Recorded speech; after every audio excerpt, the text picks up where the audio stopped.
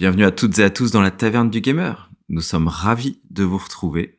Je suis Sid, accompagné de notre cher Kira comme d'habitude. Comment vas-tu ? Je vais très bien, je suis ravi également. Eh ben écoute, tu vas devoir nous donner un petit peu le sommaire de ce qu'on va voir ensemble aujourd'hui. Alors, grosse émission aujourd'hui, on va parler de Hitman 3, on va parler d'Onimusha, ça fait longtemps, la Stadia, le PS Star, le calendrier des sorties. Ensuite, un débat remake remaster. Les tests de la semaine, ça sera le DLC d'Alien Fireteam Elite et le jeu Steel Rising qui vient d'arriver. Et pour finir nos sujets hors sujet, on va parler de la série Dahmer et Dan Dadan. Gros programme en effet, t'as raison. Ça fait, comme on l'a dit tout à l'heure, ça fait vraiment plaisir de se retrouver et de partager tout ça. Avant toute chose, nos réseaux sociaux, vous le savez, notre page Twitter, notre page Facebook, qui est très dynamique, on poste des choses très régulièrement. On a pris aussi l'habitude de poster des vidéos, des trailers de ceux dont on a parlé dans les podcasts, ce qui permet d'illustrer un petit peu ce qu'on se dit dans le podcast justement. Donc n'hésitez pas à nous suivre, faire des commentaires, des suggestions. On lit absolument tout ce qui est posté. Mais avant tout, générique.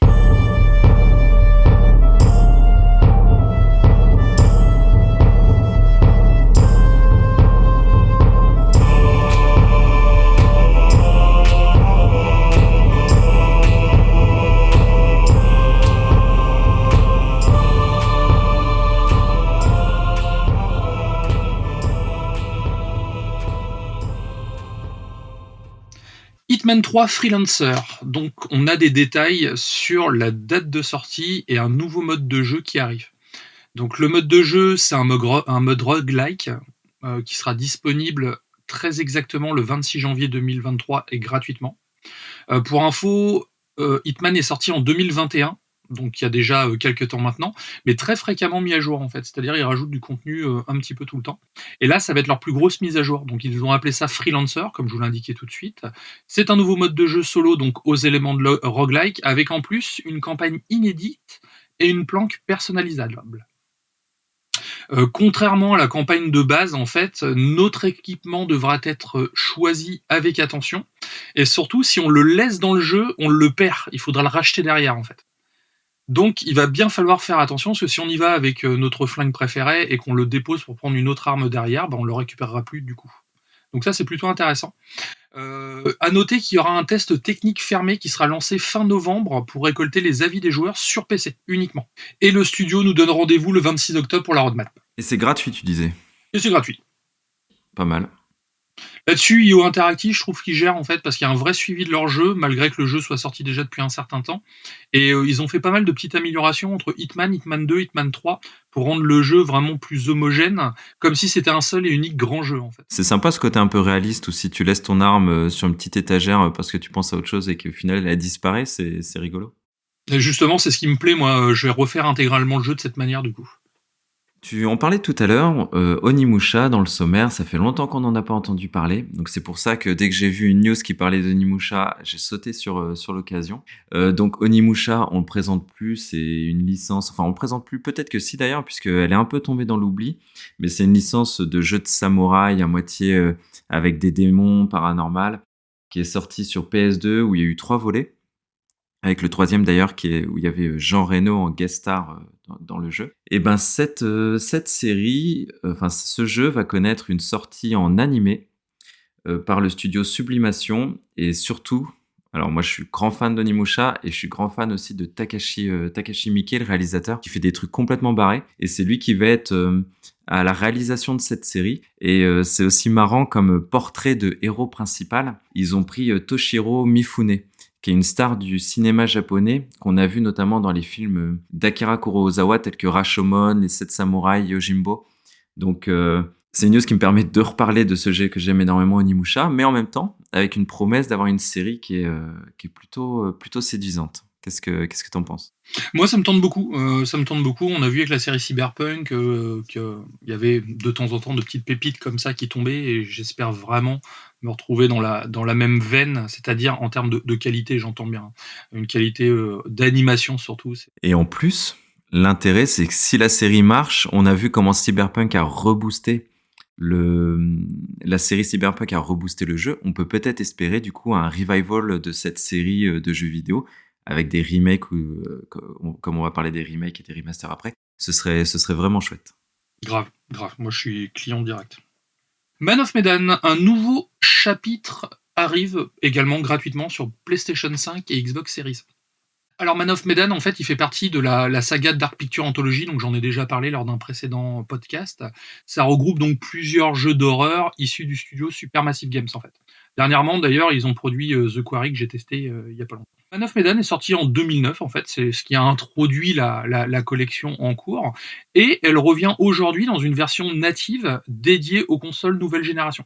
Donc on se retrouve vraiment sur du 4K 60 FPS, donc ça c'est plutôt cool. Ils ont refait un petit peu le gameplay également, donc c'est via cette mise à jour gratuite qu'on va retrouver donc toutes ces nouveautés, donc ça c'est vraiment cool pour le coup. Non seulement il y a une nouvelle version de Man of Medan, on va dire réadaptée pour coller plus aux suites, mais ils ont fait également la même chose pour le deuxième en fait, pour Little Hope qui se retrouve en 4K 60 FPS. Donc là pour l'instant la trilogie qui est sortie se retrouve au même niveau, que ce soit graphique ou au niveau du gameplay. Ça parlait de quoi déjà ce jeu? Alors le premier Man of Medan, c'était des petits jeunes en fait qui partaient faire une petite balade en mer pour aller explorer des épaves sous-marines et se retrouvent donc à se faire. En fait, ils sont faits prisonniers par des pirates. Leur bateau tombe en panne et du coup ils vont se cacher sur un espèce de gros bateau à l'abandon qui erre sur les mers depuis une cinquantaine d'années. Et là, il va se passer des choses surnaturelles. Là où c'est intéressant quand même, c'est qu'ils ont profité de cette mise à jour donc pour ajouter des nouvelles morts, d'accord. Ils ont rajouté également de nouvelles phases de gameplay et surtout ils ont rajouté toutes les nouvelles options d'accessibilité actuelles. Donc on va retrouver un mode daltonien, on va retrouver un mode pour les personnes sourdes et malentendantes, un mode pour les personnes qui ont plus de mal avec les QTE pour pouvoir s'adapter à tout le monde. Et ça, je trouve que ça me paraît vraiment nécessaire à l'heure actuelle. Et le fait qu'ils refassent des anciens jeux comme ça, parce que mine de rien, c'est un jeu qui a déjà 4-5 ans maintenant, qu'ils refassent des anciens jeux pour les adapter justement aux personnes à mobilité réduite, par exemple, c'est une super idée. Ouais, c'est très bien. Ça, c'est un sujet qui nous est cher en plus, hein, l'accessibilité à tous, quelles que soient ses capacités ou ses handicaps, de pouvoir avoir la même expérience de jeu. Franchement, je leur tire mon chapeau. C'est vraiment super d'avoir fait ça.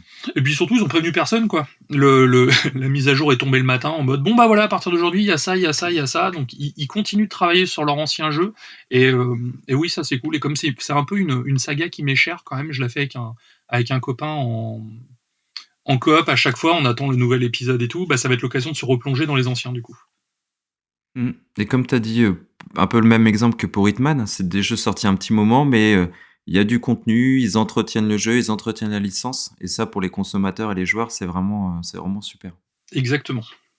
Le prochain sujet est un Nintendo Direct. Alors, je vous ai déjà fatigué, je crois, la dernière fois avec le Nintendo Direct qui était très dense, avec leurs 50 jeux, je crois, en 40 minutes. Là, c'est un Nintendo Direct surprise, donc c'est plus une news un peu anecdotique, mais qui est rigolote, où ils ont, en direct de la Comic Con de New York, donc c'était pour un petit peu animer cette Comic Con, Shigeru Miyamoto, hein, ni plus ni moins, a présenté le trailer du film Super Mario Bros. Alors j'en parle, c'est du film, mais c'est un rapport direct évidemment avec le jeu vidéo. Et j'ai été vraiment séduit par ce trailer que j'ai regardé d'abord en VO. Donc ils ont annoncé qu'il y avait Jack Black qui faisait la voix de Bowser, il y avait Chris Pratt des Gardiens de la Galaxie qui fait la voix de Mario. Donc j'étais plutôt hypé, plutôt séduit. Et après j'ai écouté le trailer en VF et j'ai trouvé aussi que la VF était d'une incroyable qualité. Une excellente VF, ce qui me semble important pour des personnages aussi iconiques. Et je vous invite du coup à regarder la bande-annonce. On l'a publiée sur notre page Facebook. Elle est jolie, dynamique, humoristique, fidèle au jeu. Franchement, moi, ça me donne très très envie, alors que je suis pas forcément un grand fan de Mario, mais vraiment séduit. Et j'ai bien aimé ce côté un peu hype de sortir un Nintendo Direct d'un coup, surprise, en direct d'un grand événement à New York. J'ai trouvé que c'était un bon move de la part de Nintendo. Je suis d'accord avec toi, c'est intéressant parce qu'en plus ils sont donné les moyens de leurs ambitions. Faut dire que c'est quand même très très joli.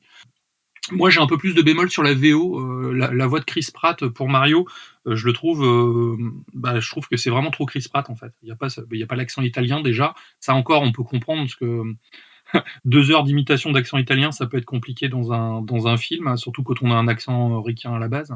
Mais voilà, par contre, c'est vrai que pour le coup, je souligne la VF que j'aime beaucoup.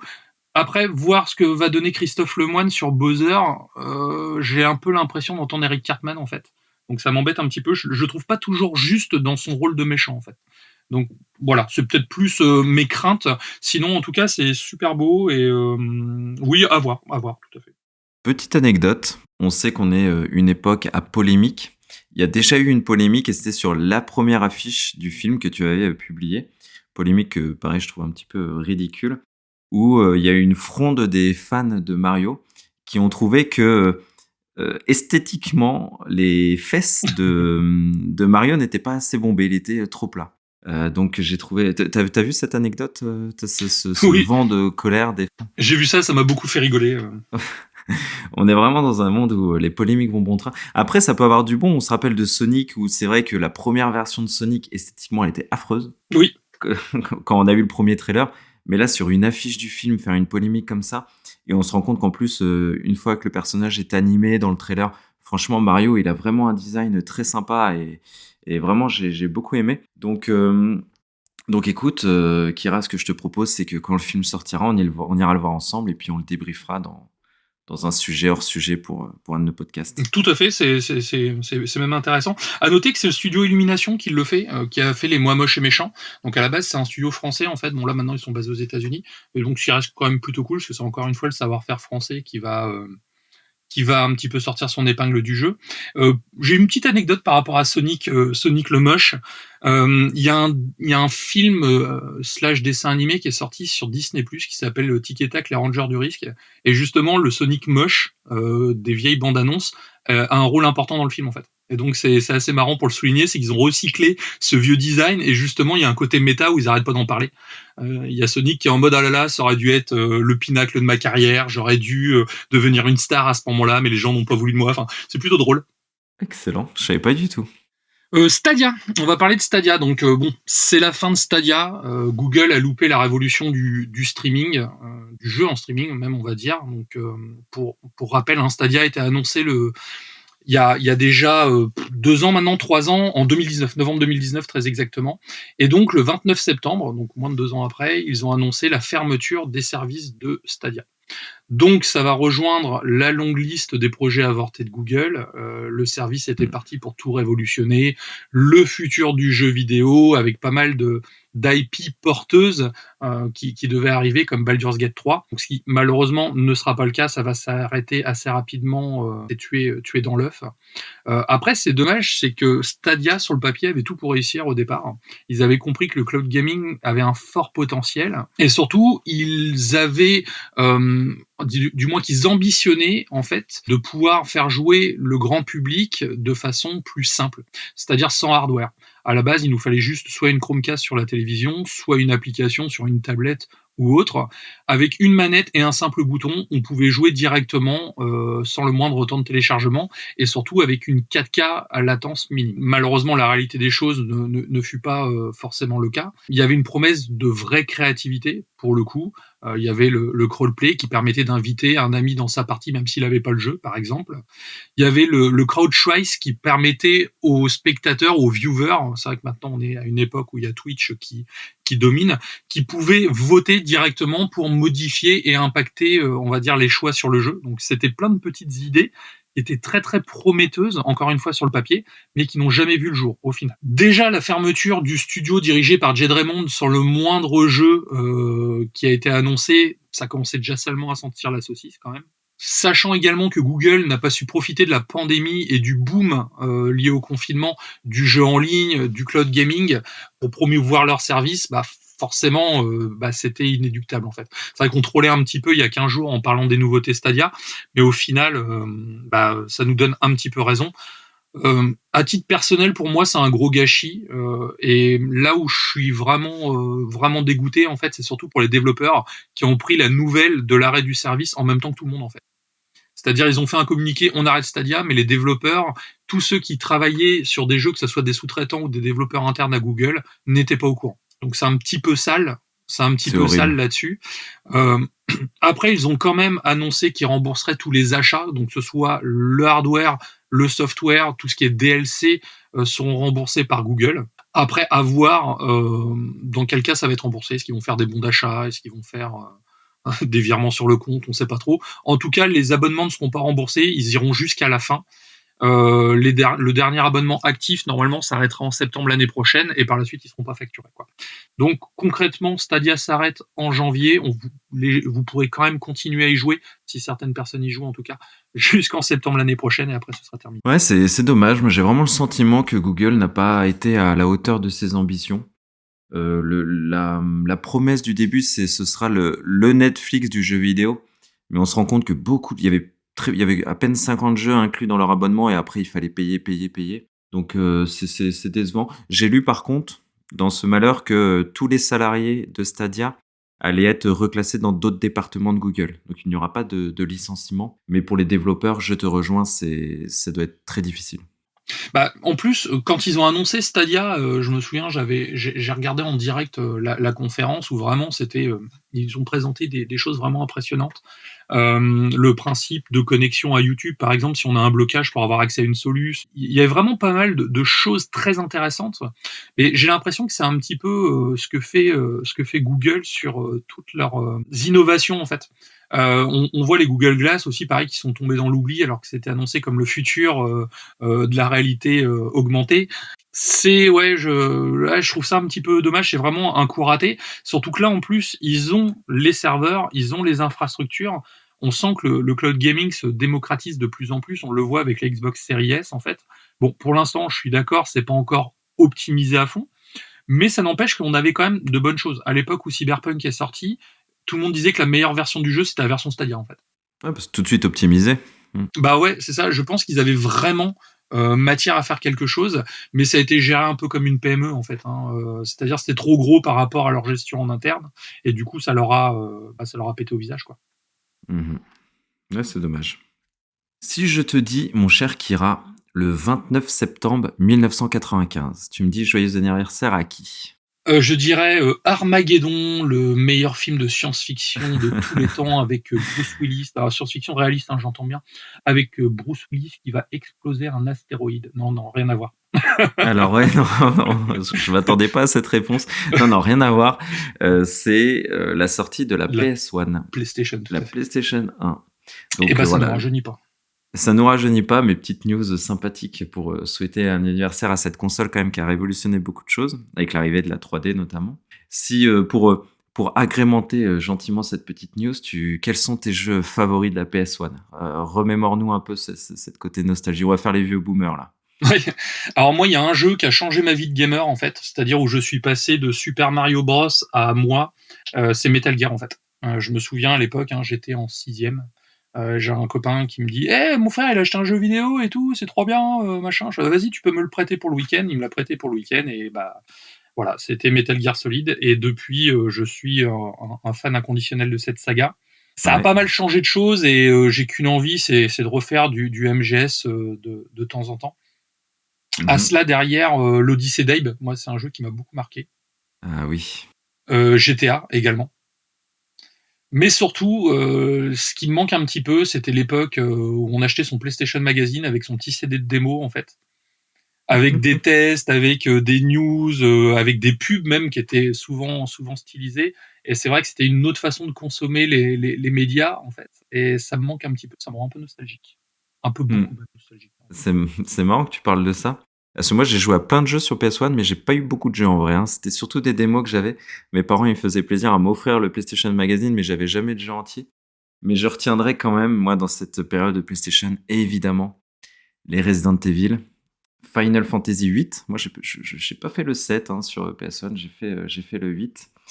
Et aussi toute la génération des Tekken. Je sais pas toi, mais étant voilà, gamin, c'était rigolo de combattre sur Tekken. Et évidemment aussi Tomb Raider comme beaucoup et Gran Turismo. C'est vraiment les licences qui ont bercé mon enfance sur C'était quoi, PS1. toi, ton premier jeu sur PS1? Est-ce que tu t'en souviens? Eh ben écoute, mon tout premier jeu sur PS1, je dirais que c'était Resident Evil 1. D'accord. Moi, c'était Die Hard Trilogy, un jeu qui a malheureusement salement vieilli, mais j'en ai un excellent souvenir et j'avais eu ce jeu-là et j'avais eu Alien Trilogy également. Donc moi, c'était vraiment de la trilogie, on va dire. Et c'est les deux premiers jeux que j'ai eus sur, en plus des démos du PlayStation Magazine, mais sur cette console. Et c'est des jeux de temps en temps que j'aimerais bien refaire. Donc je pense que ma nostalgie a enjolivé la qualité du L'expérience, jeu. Hein. peut-être. Ouais. Dans ma tête, c'est juste magnifique, mais en fait, c'est juste dégueulasse. Mais voilà, c'était à souligner. C'était les deux premiers jeux que j'avais eu à l'époque que mes parents m'avaient acheté. Je crois que j'avais eu aussi Crash, parce que bah, moi, j'avais pas trop l'âge d'avoir Resident Evil. C'était plus mon frère qui avait Resident Evil et moi, j'avais eu Crash. Pareil, Crash, c'est un bon souvenir. C'est une mascotte un petit peu de notre enfance qui a été pas abandonnée, mais elle a pas l'aura qu'elle avait à l'époque. Crash, c'était vraiment une sacrée mascotte. Elle aurait pu concurrencer du Mario et du Sonic à l'époque, Ah bah je me oui, oui, souviens. clairement. Mais c'est vrai que c'était pas une mascotte, pour le coup, qui appartenait à Sony, en fait. Vu que c'était un éditeur tiers qui le développait, je pense que c'est pour ça aussi. Elle n'était pas liée à un constructeur, à proprement parler. Même si quand on pense Crash, on pense PlayStation, bah, au final, non, ça appartient à Activision, je crois. Oui. Donc bientôt Microsoft en plus. Donc bientôt Microsoft, du coup. La sortie de Skull and Bones est repoussée à 2023. Aïe, aïe, Euh, aïe. on va revenir un petit peu en arrière. Déjà, pour histoire de situer un peu le bousin. Skull and Bones a été annoncé à l'E3 2017, mais son développement a débuté en 2013, à l'époque d'Assassin's Creed 4 Black Flag. Ça remonte déjà à un certain temps. Le jeu était censé sortir le mois prochain, donc tout le monde attendait, il y avait eu un communiqué dessus, donc on avait eu la news comme quoi les développeurs étaient assez pessimistes et n'attendaient pas grand-chose du jeu au final. Je pense que le développement a peut-être été un petit peu trop long. Et là, coup de théâtre, Ubisoft a communiqué, donc je vais vous lire le communiqué d'Ubisoft, qui dit « Bien que le développement du jeu soit terminé à ce stade, ce délai supplémentaire sera utilisé pour peaufiner et équilibrer l'expérience selon le retour des joueurs de nos tests techniques et du programme Insider, qui sont déroulés au cours des dernières semaines. L'éditeur poursuit, c'est la bonne décision à la fois pour nos joueurs et pour le succès à long terme du jeu, car le 9 mars 2023, donc la nouvelle date, offre une fenêtre de sortie appropriée à cette nouvelle marque unique en son genre. » Bon, marque unique en son genre, il y a déjà un jeu de pirate sur Xbox qui marche encore très très bien, qui est d'ailleurs développé par Rare. Mais c'est vrai qu'au final, c'est quelque chose qui reste quand même attendu. C'est un jeu qui reste quand même attendu. Après, éviter l'embouteillage de Noël, ça reste quand même une bonne idée, parce que je pense qu'il aurait été noyé dans la masse. Et oui, je pense que ça peut être mieux pour les joueurs aussi sur le long terme. Mais voilà, on peut dire que décidément, ce jeu va faire parler jusqu'à la fin, jusqu'à la sortie. Ça devait pas être glorieux les tests, hein, si s'ils ont dû repousser, rectifier le tir. Après, c'est une bonne décision, hein, tant mieux. Bah surtout à un mois de la sortie, quoi. Ça me rappelle justement Cyberpunk, qui a été repoussé à chaque fois, une ou deux fois, et au final, on a vu que le jeu est sorti dans un état un peu calamiteux. Je pense pas qu'ils en soient au même niveau non plus, mais à mon avis, c'est que les retours n'ont pas dû être ouf, en effet. Pour continuer, pour la première fois, on va vous présenter le calendrier des sorties du mois d'octobre. Donc vous nous direz si d'ailleurs le format de la news a été intéressant pour vous et si vous voulez qu'on fasse ça chaque mois. Donc je vais vous citer les plus gros jeux qui vont sortir courant octobre. Et Kira, tu me diras ce qui te tente, enfin dans le lot, qu'est-ce qui te fait le plus envie et moi je donnerai aussi mon ressenti. Donc voilà, pour les plus gros jeux, là on a début, bah, quand le podcast sortira, et d'ailleurs le jeu est déjà sorti, Nier Automata sur Switch. Dragon Ball The Breaker, le jeu multijoueur qui va sortir sur toutes les plateformes le 14 octobre. Ensuite, A Plague Tale, donc la suite du premier jeu qui sort le 18 octobre. Le jeu Ghostbuster, donc j'ai rien vu dessus, mais a priori il y a un jeu Ghostbuster qui arrive au mois d'octobre. Ensuite, Uncharted Legacy of Thief Collection sur PC. Après le jeu Scorn, le 21 octobre. Toujours la même journée, donc grosse journée quand même le 21 octobre. Hein. Gotham Knight, donc le jeu de Batman dont on vous a parlé la dernière fois. Persona 5 Royal, toujours le 21 octobre, donc ouais, sacrée journée. Bayonetta 3 en fin du mois, le 28. Call of Duty Modern Warfare 2, le même jour. Et Resident Evil Village Gold Edition. Donc un mois d'octobre, franchement, que je trouve chargé. Il y a plein de choses à dépenser. Qu'est-ce que tu vas faire quasi day one ou dans la foulée? Qu'est-ce qui te tente, Kira? Bah déjà, je vais commencer par Scorn, parce qu'en plus, il a été avancé. Il va sortir le 14, finalement. Je pense qu'il a pris une semaine d'avance, c'est pour éviter l'embouteillage du 21-22. Donc il y a Scorn, oui, que je vais faire Day One. Le jeu, l'ambiance me tente beaucoup, même si c'est pas du tout un jeu d'action et ça sera un jeu assez court. Mais justement, ça me permettra de patienter jusqu'à Gotham Knight au final. Le jeu SOS Fantôme, en fait, qui est un jeu avec un gameplay asymétrique, un petit peu à la Evil Dead, à la Vendredi 13. Dragon Ball The Breaker aussi, alors du coup. Dragon Ball The Breaker aussi, tout à fait, qui me tente beaucoup, mais j'attends d'en voir un petit peu plus. Dragon Ball The Breaker, le peu que j'ai testé sur la bêta, j'ai trouvé ça quand même vraiment pas terrible, et même si je suis fan de la licence, je pense passer outre. Et je crois que ça va être tout pour ce mois-là, en fait. Et Resident Evil Village, même pas? Ah si, oui, le DLC de Resident Evil Village, bien sûr. Déjà, refaire le jeu en TPS. Ouais. Refaire le jeu en TPS, déjà, c'est sûr, ça va être cool. Et oui, pour faire le DLC qui promet de terminer l'histoire qui a été commencée sur le 7, en fait. Pour ma part, donc je disais Scorn, je peux pas le tester, donc là je compte sur toi. J'ai pas de Xbox, donc c'est toi qui me dira. Tu peux le tester sur PC? Ah bah écoute, je le ferai peut-être sur PC alors en effet, mais j'attendrai ton avis. Ce qui est certain, c'est que A Plague Tale, j'y réchappe pas puisque j'ai adoré le premier. Ensuite Gotham Knight, pareil, à faire en multi, ça me tente vraiment pas mal. Et j'ai lâché la série Bayonetta, c'est dommage parce que franchement j'étais vraiment fan du premier. Donc là, de voir que le 3 sort, je me dis que j'ai quand même raté. T'étais fan du premier ou t'étais fan du personnage? Non, j'étais fan du premier. Et franchement, le gameplay, c'était quelque chose. Sur Nintendo, on avait rarement connu un gameplay aussi pointu et tout. Et j'étais fan aussi du personnage, évidemment. Et Resident Evil Village, comme toi, ouais, ça me tente bien. J'aime bien l'idée qu'ils aient abandonné la vue FPS pour un TPS. Je trouve ça assez ambitieux avec le DLC, enfin le petit package, le mode mercenaire aussi qui va être enrichi. Donc ouais, c'est un très très beau mois d'octobre. On n'aura certainement pas le temps de jouer à tout ça. Mais par contre, ce qui est sûr, c'est que vous retrouverez certains de ces titres dans nos jeux de la semaine. Alors, moi de mon côté, on va parler de la polémique PlayStation Stars. Le PlayStation Stars a été annoncé en juillet dernier. Donc à la base, c'est un nouveau programme de fidélité présenté par Sony directement, qui est censé récompenser les joueurs les plus assidus. Mais à peine est-il lancé en Asie et au Japon, ça suscite déjà une controverse au niveau des récompenses. Alors, je vais essayer d'expliquer de façon concise.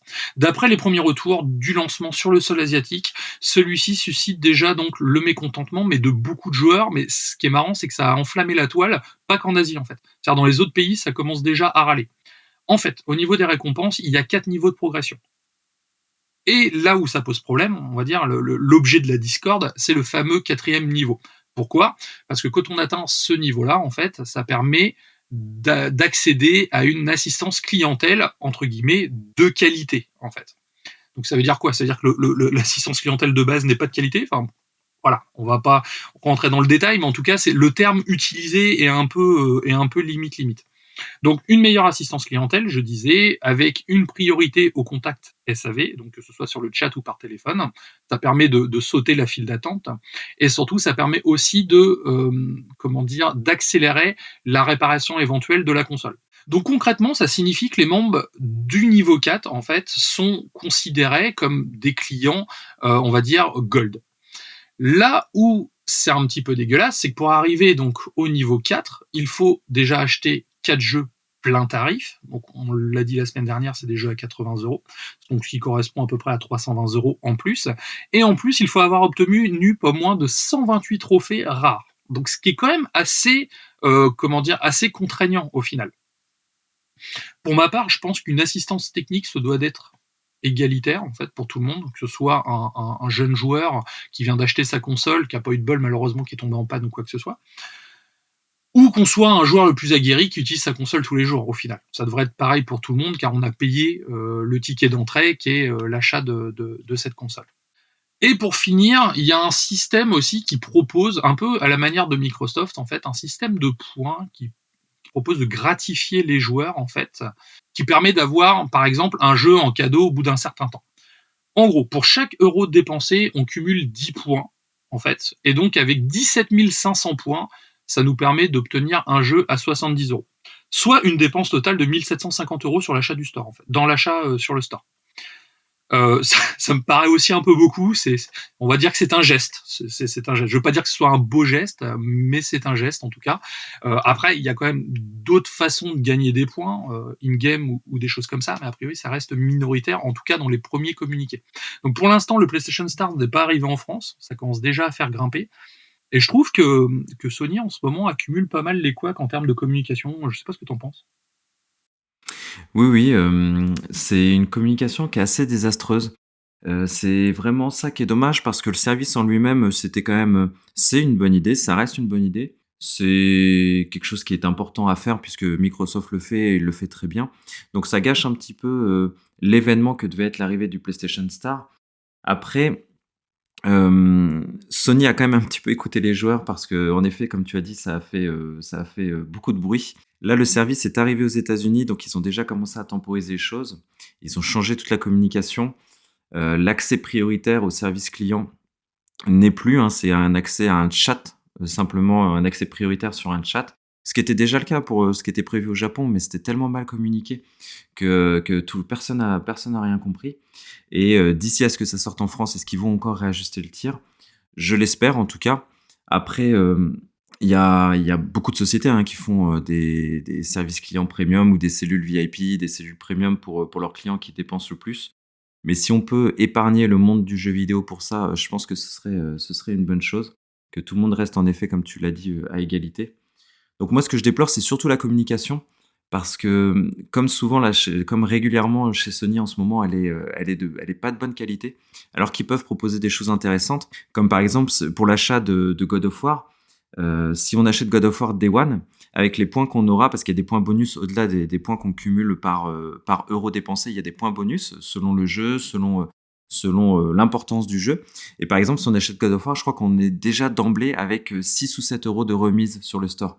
Donc un jeu à 80 euros, on peut se dire qu'on a déjà un bon d'achat de 6-7 euros à dépenser, ce qui est plutôt intéressant. Mais pareil, les arguments qui sont mis en avant par Sony pour vendre leurs services, bah oui, t'as raison. C'est pas les arguments sont pas les bons. Ils essaient de rajouter des choses qui ne sont pas nécessaires, comme on l'a dit, un accès à chat ou au service client en priorité. Et surtout, ce qui est intéressant dans le service, ils ne le mettent pas assez en avant. Donc, moi, le PlayStation Star, je reste intéressé, je vais quand même continuer à plébisciter le service parce que je pense que c'est très bien qu'ils fassent ça à l'image de ce que fait très bien Xbox. Par contre, en termes de communication, franchement, c'est zéro. Bah après, le PlayStation Star, là où encore une fois, ça reste un bonus pour le joueur, ils sont pas obligés de le faire, je suis d'accord. Mais en fait, quand je vois la communication de Sony sur le sujet, j'ai un peu l'impression qu'ils ont fait ça, bah, du coup, en réaction face à Microsoft ou autre, un petit peu à l'arrache. Du coup, ils communiquent un petit peu à l'arrache. Et encore une fois, je trouve certains gestes un peu limites parce qu'après, c'est bien de pouvoir avoir des remises sur ses prochains jeux ou des choses comme ça.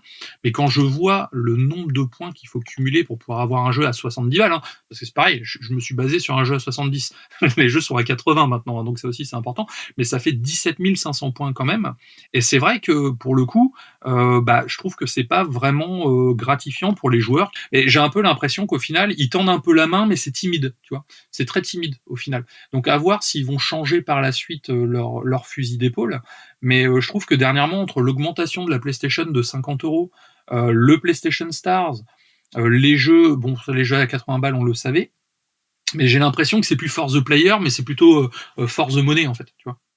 Et c'est vrai que ce nouveau slogan tourne beaucoup pour Sony.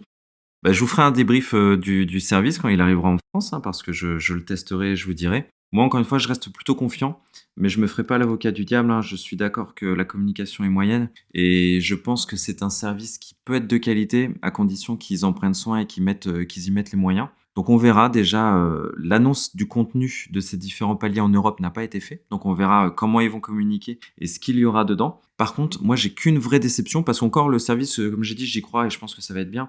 Je trouve ça juste dommage et ce sera à confirmer que le service soit réservé qu'aux membres du PlayStation Plus. Ça, pour moi, c'est le seul vraiment point noir, encore une fois, qui est à confirmer. Mais si c'est le cas, je trouve ça dommage parce que, pareil, d'être membre PlayStation Plus ne fait pas de nous un meilleur fan de la Un meilleur marque joueur, oui, tout à fait. Sony. Oui, un meilleur joueur. Mais encore une fois, je mets pas la charrue avant les bœufs. On va voir. Mais ce serait ma seule déception par rapport au service. Parce que pour le reste, je suis assez confiant.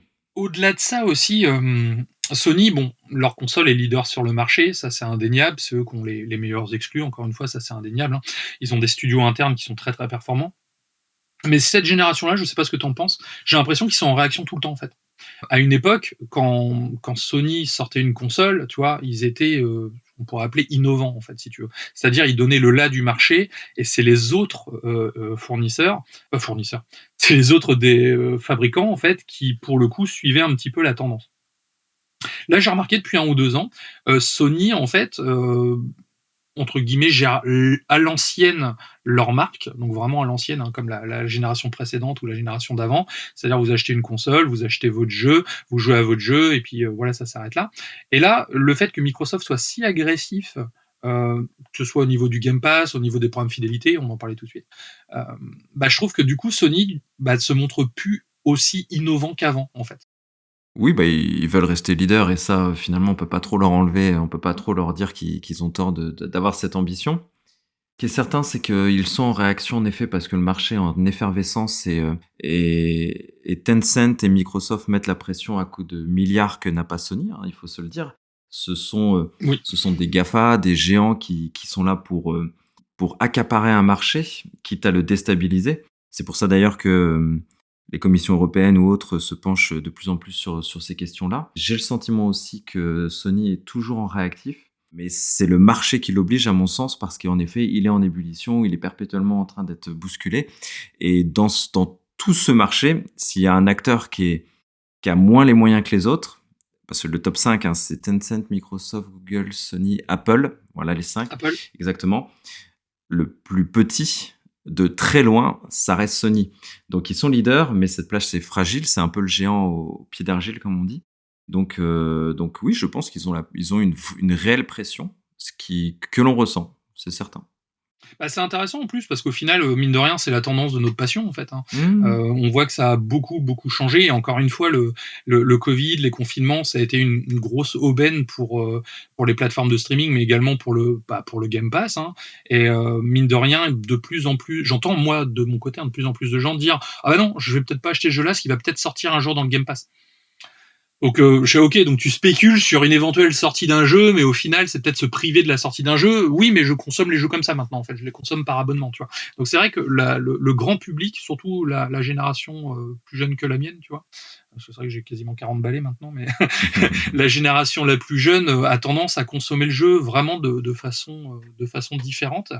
Et c'est bien, ils l'ont fait avec le PlayStation Plus, le fait de changer leur fusil d'épaule et de partir sur la nouvelle tendance. Donc ça reste pour eux un gros plus. Mais je pense qu'il faut faire attention parce que ça peut vite leur exploser au visage, quoi, au final. Et en effet. Pour continuer, CD Projekt, CD Projekt Red qu'on adore d'ailleurs, hein, qui nous ont gâtés avec le dernier Cyberpunk et je pensais pas dire ça avec le début un peu chaotique. Ils ont annoncé du coup des nouvelles sorties, dont une nouvelle licence, Hadar, dont on sait pas encore grand-chose, mais déjà c'est rassurant parce que CD Projekt travaille sur des nouvelles licences, parce que ils travaillent aussi sur le projet Polaris, donc qui est la nouvelle trilogie The Witcher. Donc ils nous annoncent une nouvelle IP avec le projet Hadar, une nouvelle trilogie carrément. Ils se contentent pas de nous dire ouais, un prochain jeu The Witcher qui arrive. Non, c'est carrément une trilogie, accompagnée en plus du projet Sirius, qui est un jeu qui se passera dans l'univers de The Witcher avec une campagne solo et qui va intégrer du multijoueur aussi. Donc ça, moi, je trouve ça plutôt intéressant. On peut imaginer peut-être un truc à gameplay asymétrique où on va jouer 4 sorceleurs contre un gros monstre. Enfin, vous voyez, je me suis déjà fait mes plans dans ma tête. Et ils ont annoncé aussi le projet Canis Majoris, qui est un open world plutôt solo, du coup, celui-ci, toujours dans l'univers de The Witcher, bien qu'il sera a priori sous-traité. Le développement sera externe, mais on sait qu'il tournera sur Unreal Engine 5 et avec le moteur d'Epic Games, d'Epic Games, donc de Tencent, hein, d'ailleurs. Hein, n'oublions pas qu'il y a toujours l'ombre de Tencent un Ils petit sont peu partout. derrière tout ça. Ouais. Bah, maintenant qu'ils détiennent des moteurs graphiques dont l'Unreal Engine 5, forcément. En tout cas, CD Projekt nous ont vraiment gâtés. La licence The Witcher qui revient en force, une nouvelle IP, du multijoueur. Très content. Moi, j'étais ravi d'avoir cette petite news de CD Projekt. Et aussi, je l'ai pas dit, pardon. je suis fou. La suite de Cyberpunk quand même, le jeu Orion qui va arriver. Ouais, c'est une très bonne nouvelle. Moi, c'est un studio que j'apprécie beaucoup. Bon, certes, ils ont eu des soucis avec Cyberpunk, mais c'est un studio que j'apprécie beaucoup, un studio européen en plus, hein, donc en Pologne, donc qui est pas non plus le pays dédié du jeu vidéo. Et le fait qu'ils arrivent à maintenir leur cadence et surtout qu'ils sont plein de projets derrière, c'est quelque chose de très positif. Le fait qu'il passe sur Unreal 5 aussi, c'est cool parce que c'est mine de rien, d'après les retours, hein, je suis pas développeur, mais les développeurs estiment que c'est un outil formidable et très facile à coder en fait. Et on le voit, le prochain Tomb Raider par exemple, beaucoup de jeux sortent du moins se préparent sur Unreal 5, plutôt qu'ils restent sur un moteur interne en fait qui est peut-être plus difficile à coder. Donc ça, pour moi, c'était la nouvelle la plus intéressante de tout ce que tu as donné, quoi. Et bien sur ces bonnes paroles, je pense qu'on peut enchaîner sur notre débat. Donc on retrouve le débat pour ceux qui rejoignent ce podcast à l'épisode 4. Sachez que dans l'épisode 1, nous avions fait un sujet débat sur les trophées et les succès qui était très intéressant parce qu'en plus, Kira, on avait des points de vue un petit peu différents mais qui finalement qui se complétaient. Et donc là, on va vous parler des remasters et des remakes. Donc pourquoi on s'y intéresse C'est que ça fait déjà les remakes et les remasters sont très régulièrement dans le top des ventes. Mais ils font aussi parfois l'objet de polémiques ou de hype monumentale. Enfin bref, j'ai l'impression que ça laisse jamais les joueurs indifférents, les remakes et les remasters. Mais avant de commencer l'analyse, Kira, est-ce que tu peux expliquer à nos auditeurs les moins intéressés au jeu, quelle est la différence entre un remake et un remaster? Vraiment la façon la plus simple possible à expliquer. Oui. Alors, déjà sur la partie remake, donc c'est un jeu qui est entièrement retravaillé, donc avec un nouveau moteur graphique, de nouvelles mécaniques de gameplay, souvent remis au goût du jour. Il peut y avoir également une refonte du scénario et certaines fonctionnalités directement. Contrairement à un remaster où là le contenu reste strictement identique, c'est-à-dire ils vont utiliser le code source du jeu initial, mais qu'ils vont entre guillemets restyliser. Alors pas restyliser dans le sens artistique, mais plus sur le côté graphique en fait. Ils vont rajouter des filtres haute définition, ils vont améliorer le framerate, ils peuvent rajouter des effets de brume, rajouter plus de polygones, mais au final le jeu reste très très équivalent au jeu initial. Euh, à côté de ça, on a aussi les portages, qui là sont des jeux qui sont déjà sortis sur une console, soit de la génération précédente, soit de la même génération, et qui est entre guillemets encore une fois, mais et qui est ressorti sur sur un autre support pour que les gens puissent en profiter ou avoir toute la gamme sur la même console directement. Ça, c'est vraiment pour les parties les plus importantes. Après, on pourrait éventuellement parler du reboot aussi, où là, c'est repartir à zéro avec la même licence, mais sur une nouvelle histoire, voire des nouveaux personnages. Donc, on peut retrouver ça aussi également dans le domaine du jeu vidéo. Ok. Je résume. Du coup, le remaster, en gros, si on fait une comparaison, on part d'une maison, on rénove la maison. Le remaster, c'est ça. On va la rendre plus sympa, plus jolie. Le remake, on abat la maison, on en reconstruit une nouvelle, on part vraiment sur des nouvelles bases. Et le portage et le reboot, ça va moins nous concerner aujourd'hui. Donc, on va vraiment s'attarder sur le remaster et le remake. Est-ce que, pareil, pour illustrer, tu aurais des exemples marquants de remake et de remaster que tu as aimé? Oui, moi j'ai alors le premier remake qui me vient en tête, c'est un remake GameCube, c'est Metal Gear Comme par Solid hasard. Twin Snake. Voilà, comme par hasard. C'est vraiment pour moi le premier vraiment gros remake qui fait que maintenant quand je joue à Metal Gear, je ressors ma GameCube et je joue à ce jeu-là en fait. Je ne joue plus à la version PlayStation 1. Pourquoi? Parce qu'ils ont agrémenté le jeu justement de pas mal de fonctionnalités de Metal Gear 2 à l'époque, et au final, ça rendait le jeu quand même beaucoup plus fluide. Là, on peut vraiment parler d'un remake parce qu'ils ont refait le moteur graphique, ils ont refait le gameplay, et également les cinématiques sont différentes, même si ça raconte la même histoire en fait. Dans le genre remake, il y a Resident Evil 2 et 3 remakes qui sont sortis dernièrement. Pareil, on reprend la même histoire que Resident Evil 1 et 2, sauf que là, c'est plus de la 3D précalculée avec une caméra fixe. Là, on a vraiment caméra derrière le joueur. C'est un petit peu plus action, un petit peu plus dans l'air du temps, du coup. Mais on se retrouve au final avec une histoire très similaire, mais une autre façon d'appréhender cette histoire. Donc, ce qui reste intéressant.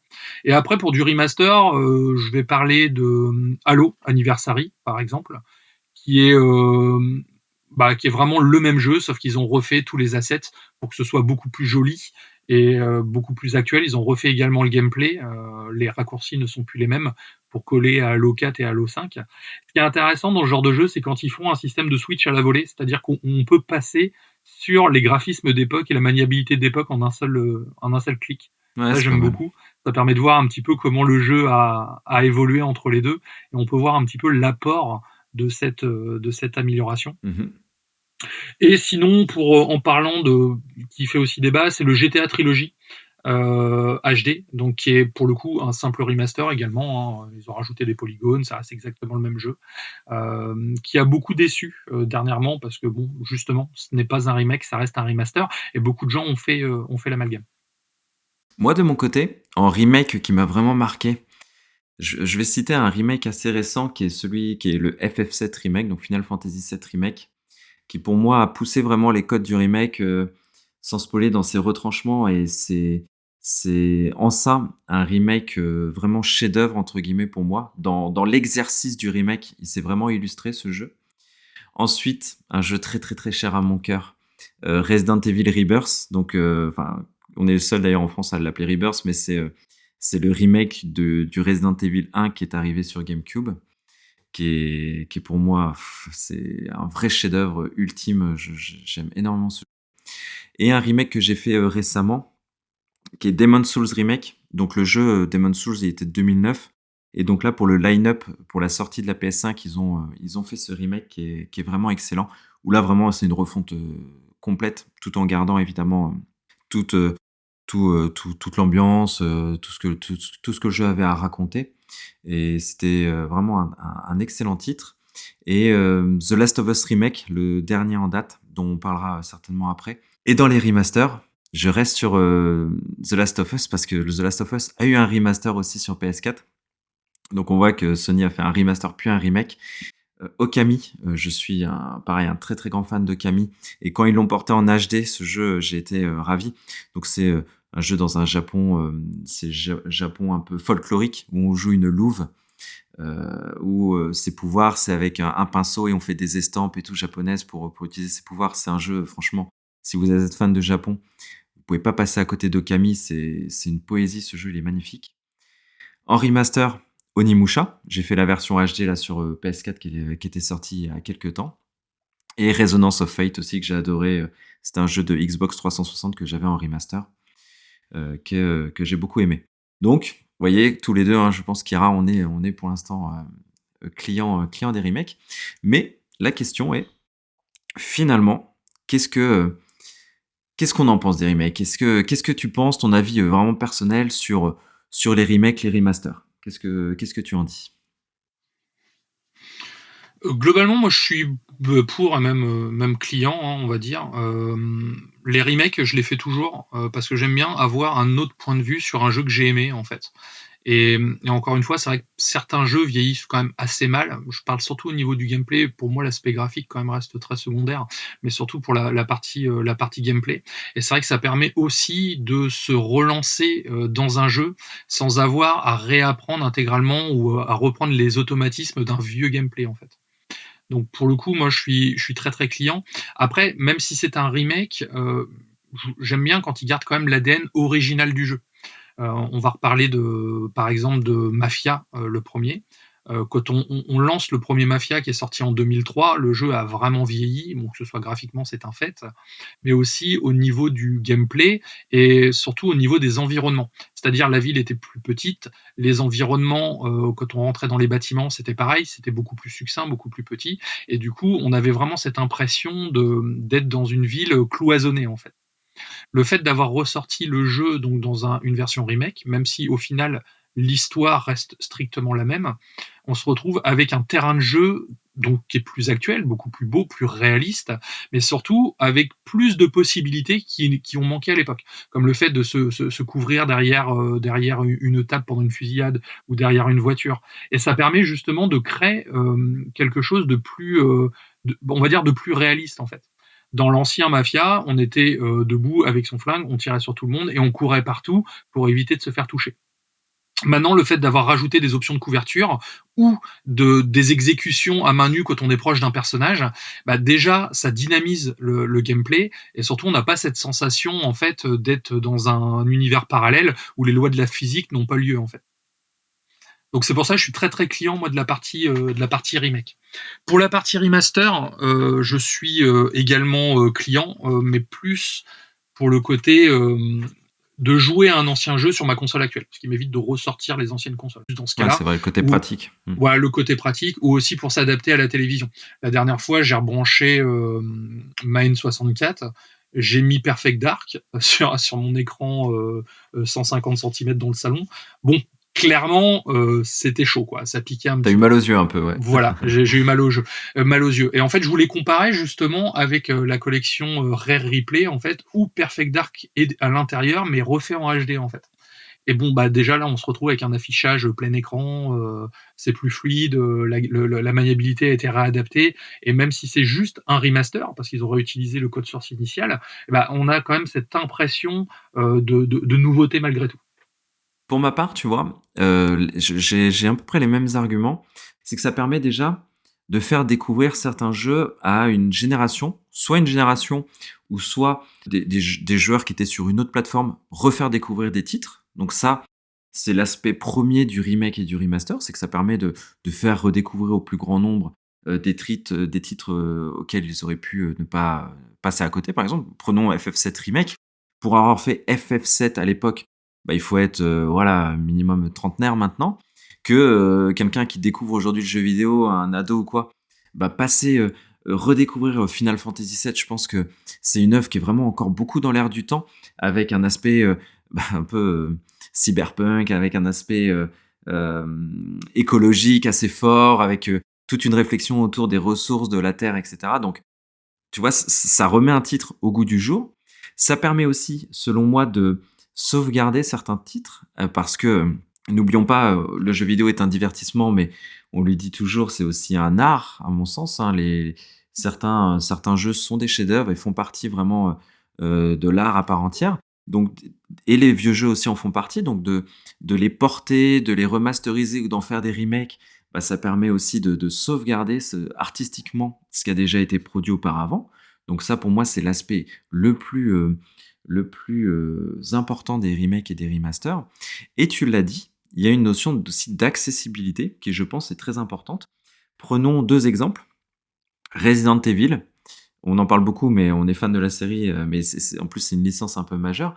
Mais refaire Resident Evil 1 version PS1 avec le pad PS1, bah, il faut quand même avoir un certain skill aujourd'hui. Les joueurs de nouvelle génération seraient, je pense, complètement désarçonnés par ce personnage qui bouge un peu bizarrement.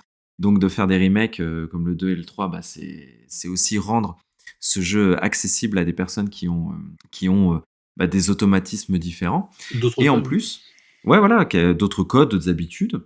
Et je pense à Square Enix. Bon, c'est pas toujours les meilleurs exemples. Ils ont fait du très bon taf sur FF7 Remake, mais ils ont fait des portages où tous leurs jeux, tous les Final Fantasy, on peut les avoir sur mobile ou autre. Enfin bon, ils sont vraiment partis dans des délires Square Enix, et on dira pourquoi après. Mais par contre, ils ont fait quelque chose de très bien. Pour leur remaster de FF8, par exemple, dont vous le savez, je suis fan puisque j'ai dit tout à l'heure, et ben ils ont rajouté la possibilité, donc ils ont refait le graphisme des personnages, ils ont remis le tout en HD, donc il y a quand même du lissage, du travail graphique qui a été fait. Mais en même temps, ils permettent de zapper les combats aléatoires, ce qui représente souvent un frein pour les joueurs d'aujourd'hui, que d'être sur une map et de se taper tout le temps des combats aléatoires, ça rend fou aujourd'hui. Et ben ils ont mis cette possibilité de zapper ces combats ou de les accélérer. Ils ont aussi mis un système de boost pour pouvoir avoir de la magie plus rapidement. Enfin bref, ils ont rendu ce jeu plus accessible au grand nombre. Ça, Et c'est cool. ça c'est très cool, parce que c'est un frein, tu vois, c'est une œuvre à part entière, c'est des très bons jeux, qui ont des choses à raconter, qui font partie vraiment des standards, mais qui, d'un point de vue gameplay, ont vraiment vieilli. Et ça permet de les rendre accessibles. Et selon toi, Kira, pourquoi ces jeux génèrent, enfin ces remakes, ça fonctionne autant et ça génère autant de hype? Bah, déjà, bon, au-delà de l'aspect doudou nostalgique, c'est quand même toujours cool de rejouer à un jeu qu'on a adoré dans les meilleures circonstances possibles. Je vais prendre l'exemple, encore une fois de Mafia. Quand ils ont sorti le Mafia 1 remake, en fait, ils ont sorti le pack trilogie Mafia avec dedans Mafia 1 en remake, Mafia 2 en remaster, car il était plus récent que le Mafia 1 forcément, et Mafia 3 qui a été optimisé pour tout ce qui est justement nouvelle génération, série X et PlayStation. Et en fait, c'est intéressant dans le sens où le fait de recommercialiser le premier Mafia, donc ça permet de continuer à faire vivre la licence directement avec l'épisode Bien sûr. fondateur. Ça permet du coup de continuer à parler d'elle, bien sûr, et ça permet également de tester, entre guillemets, la hype des joueurs sur un éventuel 4e épisode, une suite. Voir si la licence on a toujours dans le ventre ou s'ils peuvent, entre guillemets, ils l'abandonnent ou s'ils la conservent. C'est pour moi, c'est un bon indicateur parce que ça permet de voir la tendance du marché. Ça permet de sortir des jeux à moindre coût. Alors ça, c'est surtout pour les remasters, car les remakes, il y a quand même plus de développement. Il y a du taf, bien sûr. Partir voilà, de zéro. Et encore une fois, ça permet aussi, comme tu dis, de pouvoir le faire découvrir à un plus grand nombre. Quelqu'un qui s'est toujours dit « Ah bah oui, c'est vrai que Mafia 1, ça me tentait beaucoup à l'époque, mais maintenant, soit il est plus disponible sur les stores, soit j'ai pas la console, soit le jeu il est trop dégueulasse pour pouvoir, pour pouvoir être fait avec nos standards actuels. » Et ça, c'est quand même le gros plus indéniable. Là, par contre, où j'ai peur, c'est que ça arrive un petit peu, c'est qu'il y a une certaine dérive dans le sens où quand ils sortent un remaster, ils enlèvent la version d'origine. On a eu le cas avec Link Awakening ou avec GTA Trilogy. On ne puisse plus avoir le choix. C'est-à-dire, on joue forcément avec cette nouvelle version.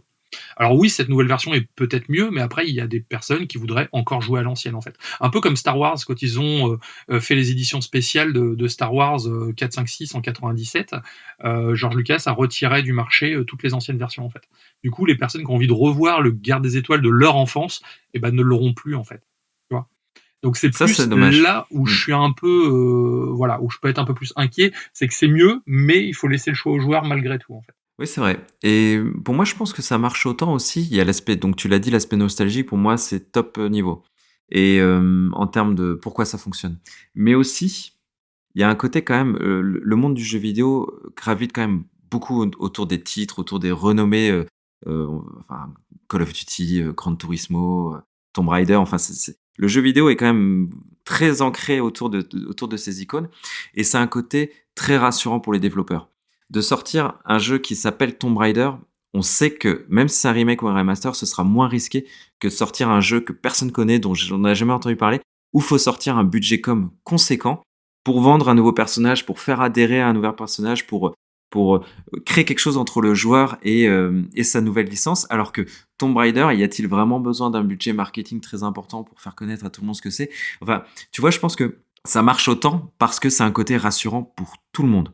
Et le développeur, et aussi les joueurs. En achetant un jeu Final Fantasy VII Remake, je sais quand je l'achète que je vais aimer parce que j'étais très certainement fan de l'ancien, ou du moins j'en ai entendu parler comme étant un chef-d'œuvre. Tu vois, je pense qu'il y a aussi ce côté qui rassure tout le monde. Et le marché, et les développeurs, et les consommateurs. Mais du coup, c'est ça aussi qu'il faut se dire, est-ce qu'on n'est pas en train un petit peu de saturer le marché par les remakes et les remasters? Qu'est-ce que tu en penses, toi? Alors, c'est totalement l'impression que j'en ai. Déjà, au niveau de Nintendo, hein, on regarde Nintendo, une nouvelle IP, la dernière, ça remonte à Pikmin, ça fait des années quand même. Ils recyclent énormément leur catalogue, que ce soit en remaster, en remake ou avec des personnages existants juste pour faire des suites, en fait. Et là, pour le coup, ça se ressemble beaucoup. Et comme tu dis, il y a un risque aussi, c'est que certaines entreprises profitent pour se faire un petit billet à moindre coût. Parce que forcément, un remaster, ça coûte moins cher. Là, je vois, il y a Life is Strange qui ont ressorti les 2 premiers jeux plus le spin-off en bundle trilogie avec l'appellation remaster, alors que le premier jeu est sorti il y a quoi, il y a moins de 10 ans. Et du coup, au final, on se retrouve avec le même jeu. On a l'air de la rétrocompatibilité. On veut jouer à Life is Strange, si on le joue sur PlayStation ou sur Xbox, on se retrouve avec de l'HDR10, avec souvent du 60 FPS. Donc le jeu est déjà upgradé par la console, en fait. Donc Ouais. au final, l'intérêt de repasser à la caisse Pour ces jeux-là, c'est bien si on les a pas fait, éventuellement, mais sinon, pour les gens qui ont déjà les jeux une fois, ça sert pas à grand-chose, en fait. Ou aussi, là, il y a une rumeur, tu as dû en entendre parler, sur Horizon. Ils parlent de faire donc un remaster ou un remake, on sait pas trop encore, de Horizon sur PlayStation 5. C'est pareil, le jeu, il a 5 ans, quoi. Donc, il y a un moment, est-ce que c'est vraiment nécessaire?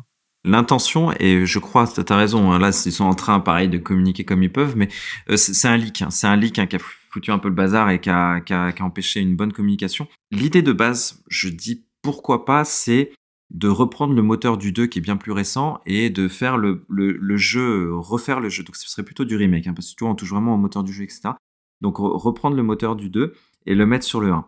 Mais comme tu dis, le jeu, il a 5 ans.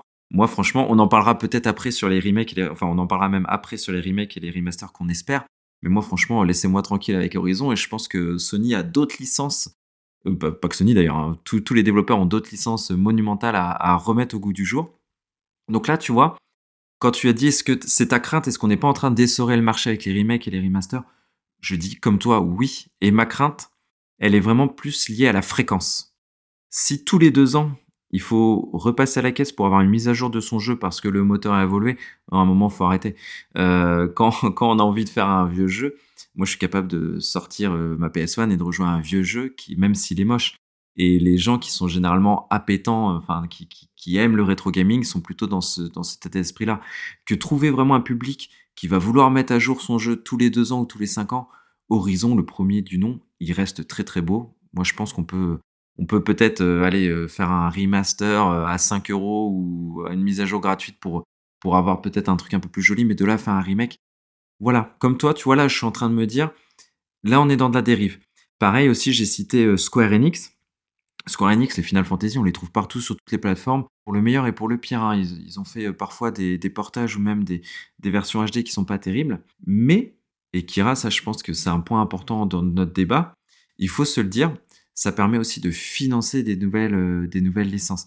Square Enix notamment, parce que c'est un des rois pour moi, on en parle beaucoup, mais c'est un des rois des remakes et des remasters. Ils ont fait autant de portages, autant de remasters, justement pour financer des jeux très coûteux, comme des nouvelles licences qui arrivent, comme Final Fantasy VII Remake qui coûte un bras.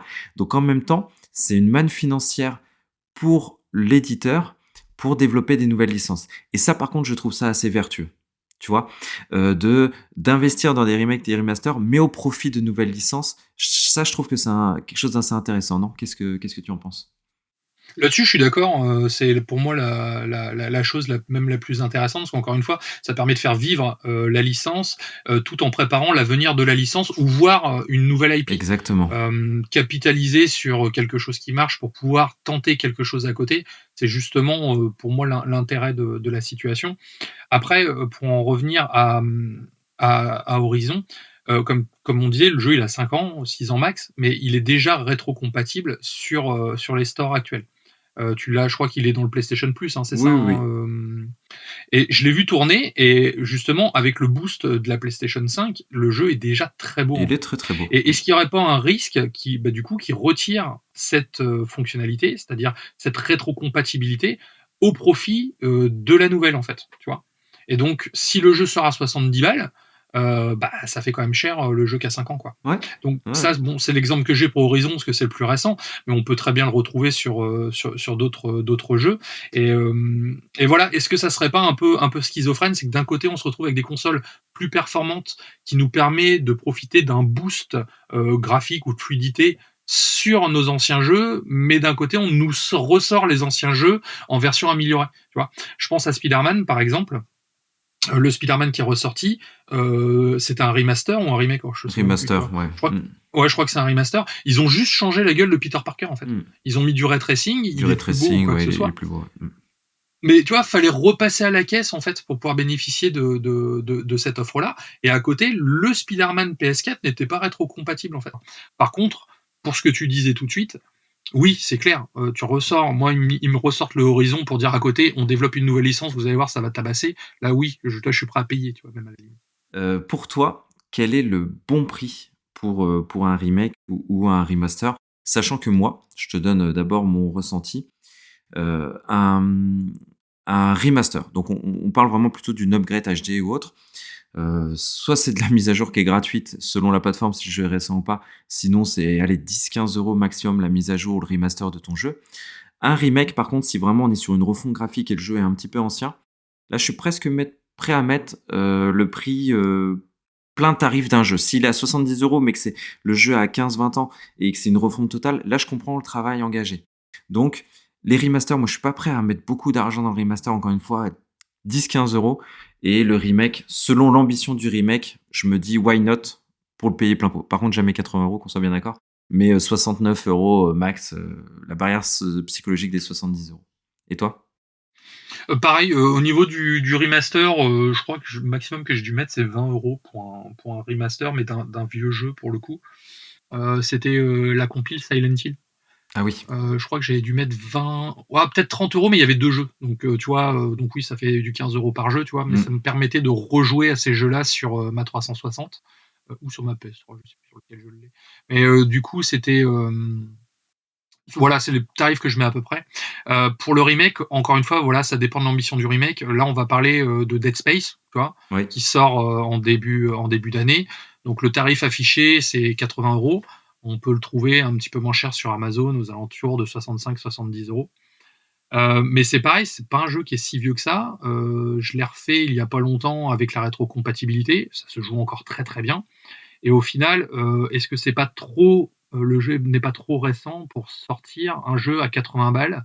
Heu, Bah, quelle est la valeur ajoutée à part qu'il soit plus beau? Bon là, ils ont modifié deux trois petites choses pour le meilleur et surtout pour le pire. J'ai vu la vidéo de gameplay, ça c'est plutôt joli, hein, mais après, dans ils font parler Isaac. Dans ce jeu, il jacte tout le temps.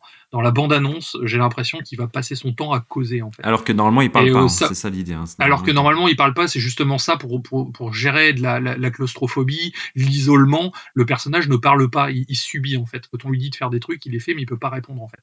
Là, non seulement il parle, mais en plus il se fait des réflexions personnelles. Genre, oh là là, dis donc, ici, c'est un peu, il s'est passé des choses graves. Oh là, tiens, je vais peut-être repeindre les volets demain. Enfin, voilà, le personnage en fait l'ouvre tout le temps. Et là, au final, d'accord, c'est un remake, donc c'est une autre vision du jeu. Mais du coup, ça ne doit pas m'empêcher donc de jouer à l'ancien jeu, mais surtout, je ne mettrai pas 80 balles pour ça, en fait. Je vais pas mettre 80 balles pour un jeu plus beau et certains changements qui sont de l'ordre de l'anecdotique. Tu vois. Quand on compare, il y a Callisto Protocol qui arrive au mois de décembre, un mois avant, fait par les créateurs de Dead Space. Le jeu sort à 50 balles, bah, il n'y a pas photo. Je vais partir sur une nouvelle IP avec un nouveau personnage, un nouvel univers pour 50 € plutôt que 80 € pour refaire le premier jeu qui au final va peut-être souffrir de la comparaison car trop récent. C'est clair. Donc, on peut dire tous les deux, en conclusion, on est tous les deux clients, mais on va dire en une phrase, on est client, mais pas à n'importe quel prix. C'est ça, hein. C'est ça. On se dit qu'il y a plein de bienfaits pour le jeu vidéo, le sauvegarde de l'œuvre, faire découvrir la nostalgie. Mais par contre, soyez sympa, ne nous faites pas raquer 80 balles pour votre remake ou votre remaster. Et du coup, si on se projette, si tu dois faire ta liste au Père Noël, et quels sont le top 3 des remakes et des remasters que tu attends, voilà, si tu dois faire je te dis vraiment une liste au Père Noël. Alors moi j'aimerais bien Resident Evil Code Veronica Ah oui. que j'espérais d'ailleurs que ce soit juste après le 3 et finalement ils font le 4 mais j'aimerais bien le Code Veronica. J'aimerais bien également bah, il a déjà été annoncé mais j'ai hâte de voir c'est le Star Wars KOTOR. Parce que c'est pareil, le Knight of the Old Republic a beaucoup vieilli dans son gameplay et dans des environnements très petits. Et c'est vrai que pour Star Wars, l'intérêt, c'est de se balader de planète en planète et que ce soit un peu vaste. Et ça permettrait de relancer un petit peu l'intérêt de ce RPG. Donc ça serait plutôt cool. Sinon, pour finir, j'aimerais bien en fait qu'ils fassent un remake d'une très très vieille licence que j'affectionne tout particulièrement. C'est Dino Crisis. C'est Oh, tu pour me l'as moi volé. Ouais, je sais, je suis un enfoiré. Mais voilà, c'est à chaque fois j'en parle au boulot. Encore une fois, j'en parlais cette semaine. On parlait de remake ou quoi que ce soit. Je me dis putain, pourquoi ils font pas Dino Crisis, bordel? Ils ont la licence. Pourquoi cette licence n'existe plus? Et c'est quelque chose que j'espère de tout cœur. On va dire si je dois avoir dans mes trois remakes. Sinon, en remaster, en fait, c'est tout con. J'aimerais bien qu'ils refassent des remasters de jeux qu'on ne trouve plus sur les stores, mais c'est souvent dû aux licences qui ont été perdues, en fait. Tu vois. Ou alors une simple portabilité, ça serait bien aussi. Mais je vois, la dernière fois, j'ai fait un petit cycle James Bond, j'ai regardé beaucoup de films James Bond, j'ai voulu jouer à des jeux, j'ai dû ressortir mes consoles pour, pour tous les relancer, Ouais, quoi. galère. Donc, j'ai ressorti la GameCube, la Xbox, la PlayStation 2 pour pouvoir justement relancer des vieux James Bond. Et là, j'aimerais bien qu'ils fassent une sorte de compile, même si c'est pas un peu comme la TMNT Kawabunga Collection, quoi. Juste vraiment une compile avec les anciens jeux, même s'ils sont encore dans leur jus, c'est pas grave, mais que je puisse quand même en bénéficier sur ma console actuelle sans avoir à tout déménager, quoi. Mmh. Et ben pour ma part, en remake, mon top 3 c'est Silent Hill, le 1, parce que je crois que le 2 est en préparation. Enfin, on le sait pas, secret de Polichinelle, mais plutôt Silent Hill 1. En remake, je serais comme un fou. Dino Crisis, tu me l'as volé, mais c'est pas grave, je vais rebondir. Dino Crisis, donc déjà, j'aimerais trop comme toi, mais j'en parlais tout à l'heure.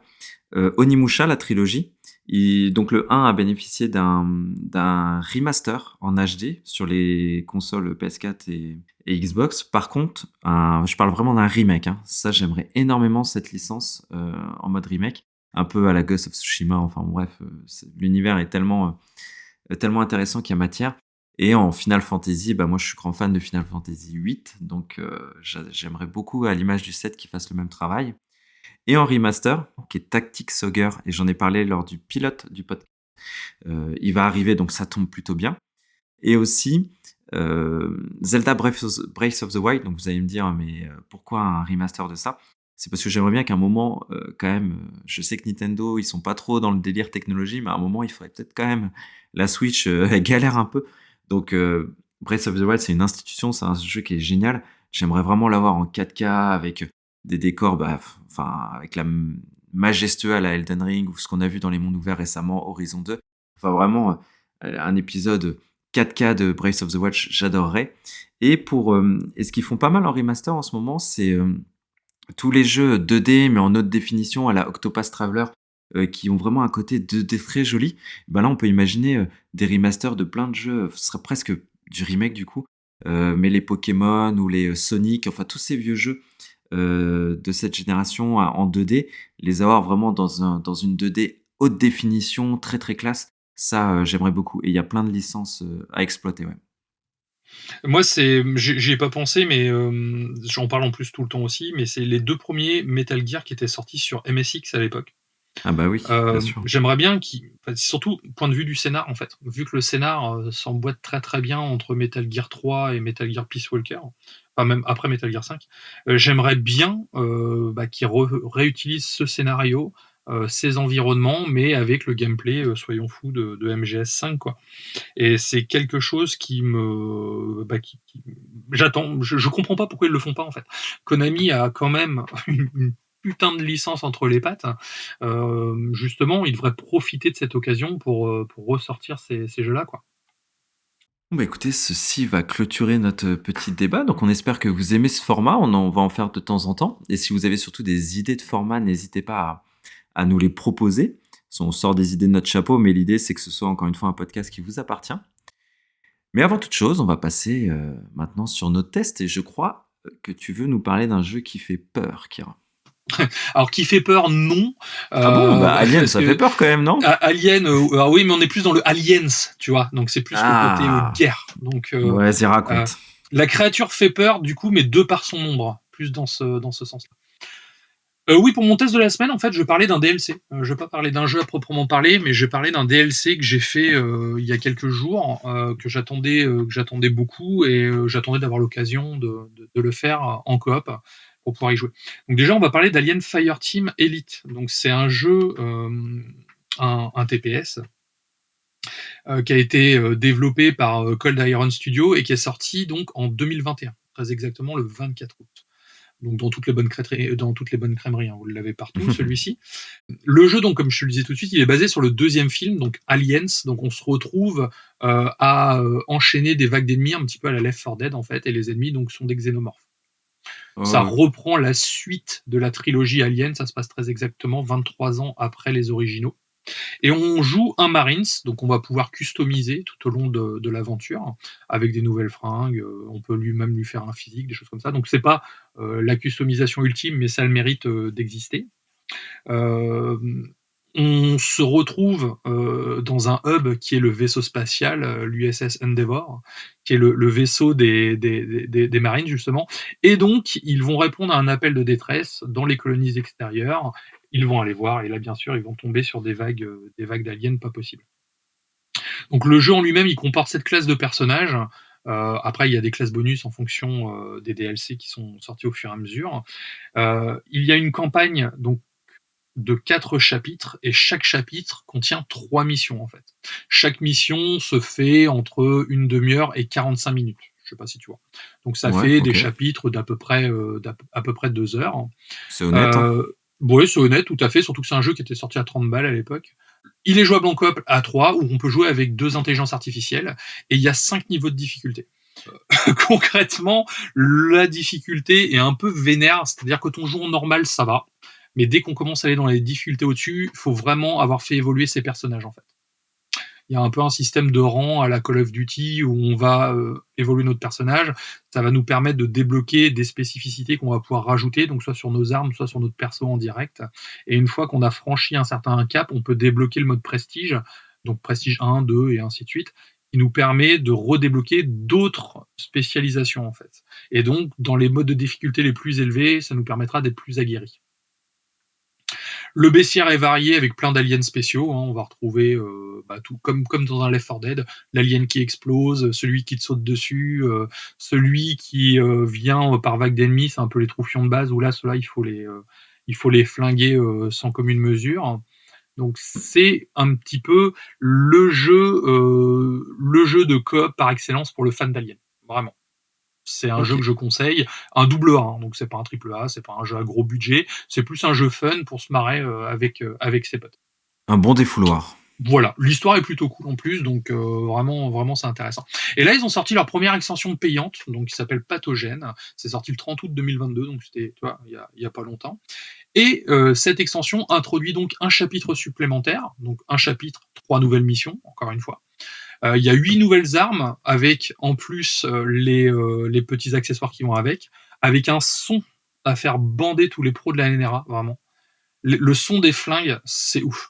Je sais pas si tu vois Expendable Terry Crews quand il a son gros pétard à la fin et qu'il est en train de tirer sur tout le monde, t'as les mêmes sons de flingue. Et c'est marrant parce que quand tu joues en coop et que t'as ton pote qui est en train de défourailler derrière avec son gun, t'as vraiment cette impression d'y être, surtout quand tu joues au casque en fait.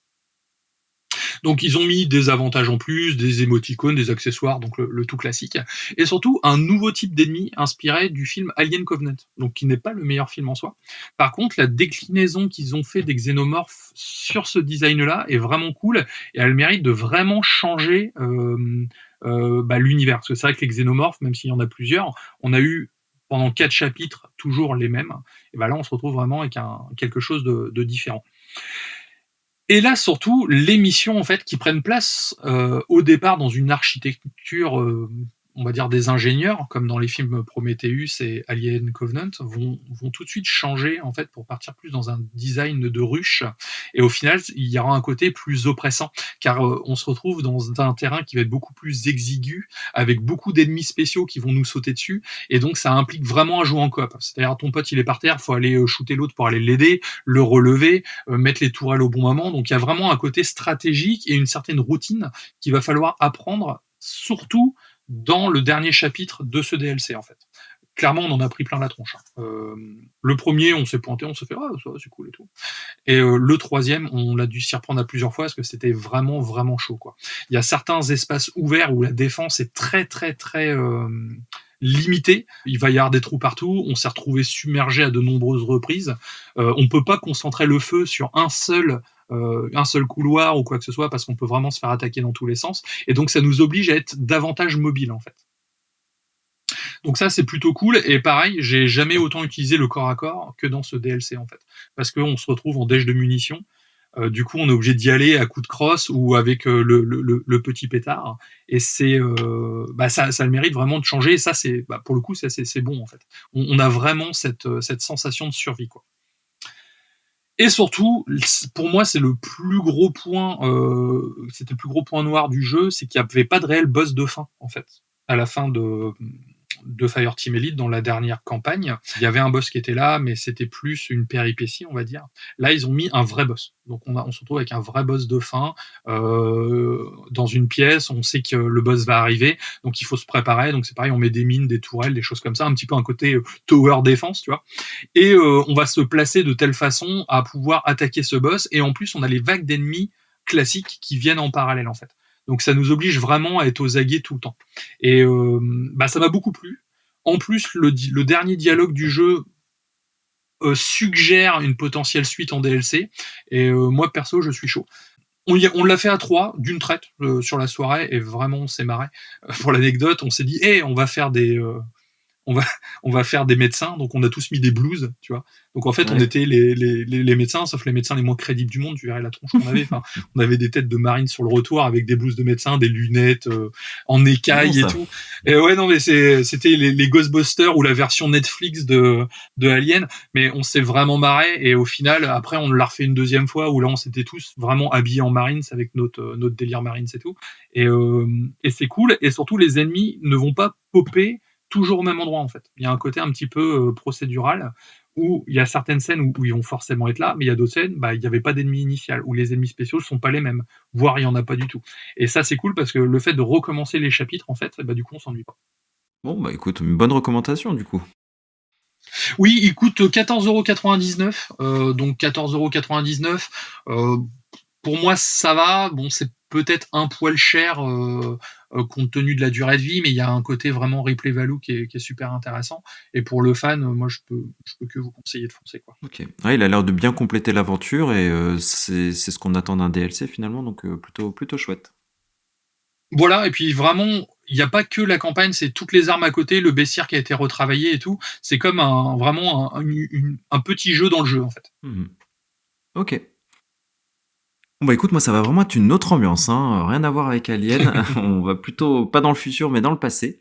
Donc je vais vous parler de Steel Rising, qui est sorti le 8 septembre, développé par Spiders, donc des petits Français en plus, édité par Nacon, donc qui est un éditeur qui appartient à Big Ben Interactive, hein, pour une petite anecdote. Et donc c'est développé, comme je l'ai dit, par des Français, dispo sur Xbox, PS5 et PC. Et donc le jeu se situe en 1789, donc tous les fans d'histoire connaissent, enfin pas que les fans j'espère, enfin tout le monde, la Révolution française. Donc Louis XVI engage la répression de cette révolution, mais là cette fois-ci avec des automates. Donc c'est une révision un petit peu steampunk de notre histoire, où nous on va du coup incarner un automate, ou plutôt une automate aussi, Aegis, qui est dotée d'une conscience. Ce qui est assez rigolo, c'est qu'on rencontre Lafayette, Robespierre et surtout Marie-Antoinette, qui a priori, hein, je l'ai appris quand je lisais un article sur le jeu, une des personnalités les plus connues à l'étranger, donc ça sera assez vendeur pour le jeu en export. Et on obéit à ses ordres pour justement combattre l'armée d'automates envoyée par Louis XVI. Et donc, le jeu, c'est quoi? C'est un Souls-like, donc un jeu qui s'apparente à ce que fait Dark Souls, Demon Souls, Elden Ring, donc qui est un RPG aventure exploration, donc qui se revendique un petit peu exigeant comme Dark Souls, j'y reviendrai. Ou en termes de gameplay, hein, c'est tout simple, hein, il y a un bouton d'esquive. Selon notre arme, il y a un bouclier ou un contre. Et avec R1, on tape avec un coup léger, avec R2, un coup plus lourd. Et tout l'aspect du jeu et de ces jeux-là vient de la barre d'endurance. Donc quand on tape, ça consomme la barre d'endurance. Quand on court, quand on esquive. Et quand on n'a plus d'endurance, eh ben, on est bien embêté. L'aspect aussi des souls, c'est quand on tue des ennemis, on récupère des âmes, enfin on collecte des ressources qui permettent et d'acheter des choses et de faire évoluer son personnage. Donc voilà un petit peu dans les grandes lignes ce qu'est Steel Rising.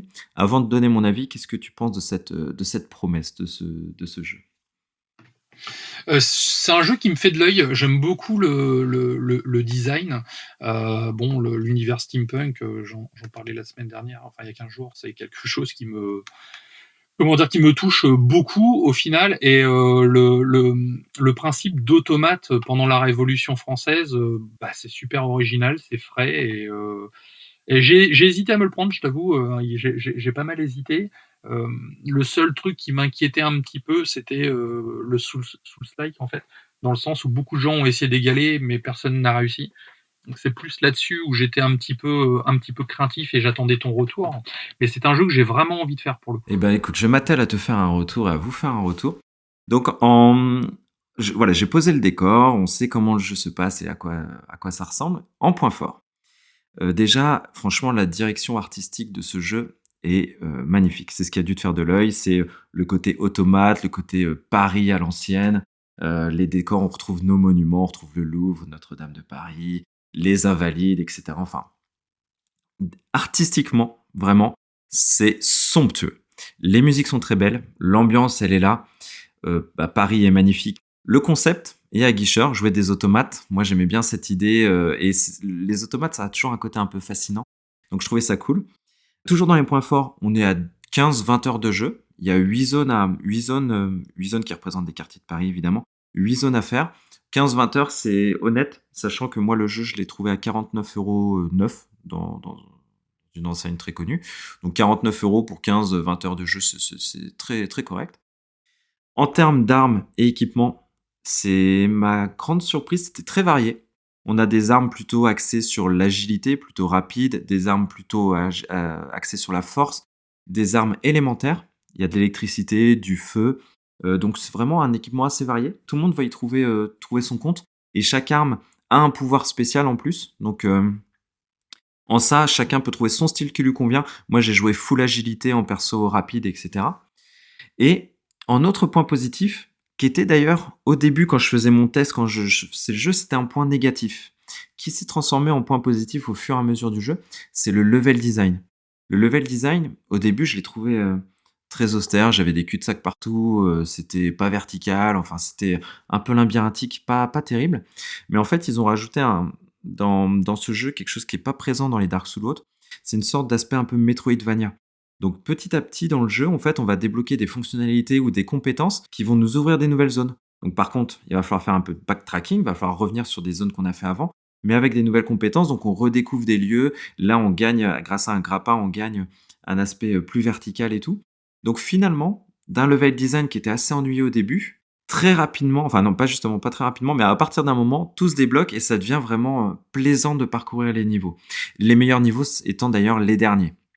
Donc ça, c'est plutôt cool. D'accord.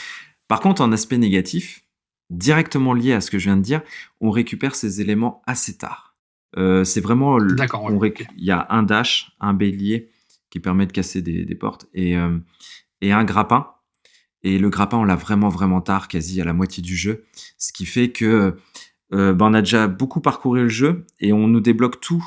On est vraiment enfin libre de nos mouvements, qu'il faut qu'on revienne sur des zones qu'on a déjà fait. Donc ça, ça arrive vraiment tard, je trouve, c'est dommage. Mais l'aspect le plus négatif pour moi, c'est vraiment toute la narration. C'est assez poussif.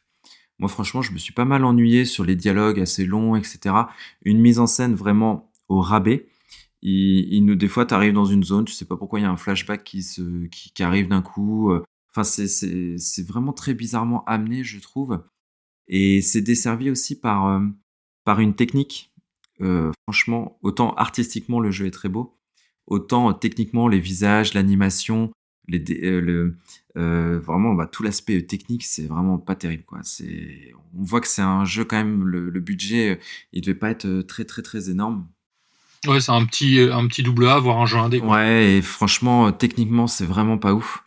Et aussi en termes d'immersion, donc toujours par rapport à la narration et tout, moi, ce qui m'a vraiment décroché du truc, c'est qu'il y a pas de version française. Ils ont fait une sorte de franglais un peu bizarre. Donc en fait, ils commencent des fois leur phrase à dire «Bonjour madame» en français et puis après ils continuent en anglais.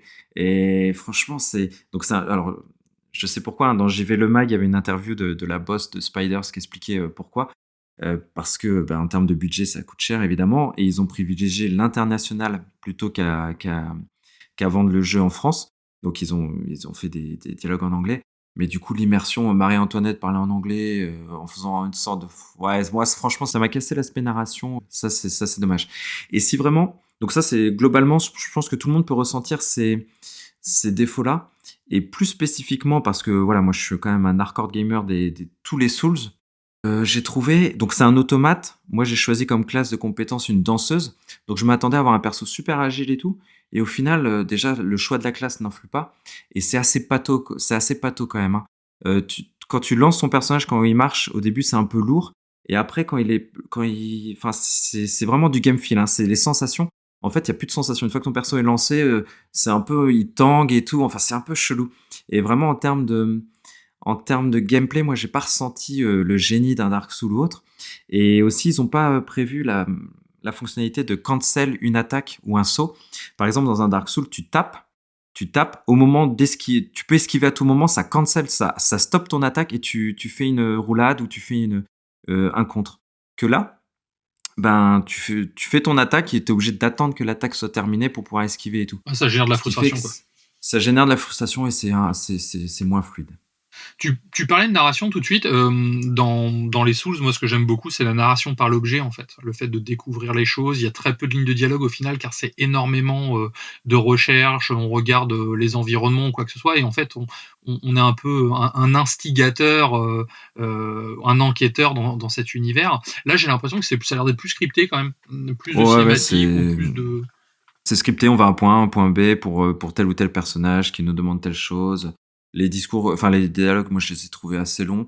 Moi, c'est vraiment toute la partie en plus flashback qu'on t'impose à partir du moment où tu traverses un parcours et à un moment, pof, on te sort un flashback, tu sais pas trop pourquoi. Enfin, tu sais, c'est expliqué évidemment, mais au début, ça désarçonne un petit peu. Donc la narration, je l'ai trouvée vraiment particulière. Et en conclusion, je dirais donc ça reste un bon jeu. Pour tous les aspects que j'ai vraiment cités, ça reste un bon jeu. Certainement l'un des meilleurs Souls-like, parce qu'on en parlait d'ailleurs récemment, il y a Lord of Fallen ou Mortal Shell qui ont tenté aussi de faire du Dark Souls, mais avec moins de brio quand même, je pense, parce que dans Steel Rising, ils ont rajouté des choses qui sont intéressantes. Donc pour son ambiance, ses décors, ses idées de gameplay, franchement, je conseille le jeu, surtout que moi je l'ai eu à prix raisonnable. En plus, c'est un jeu français.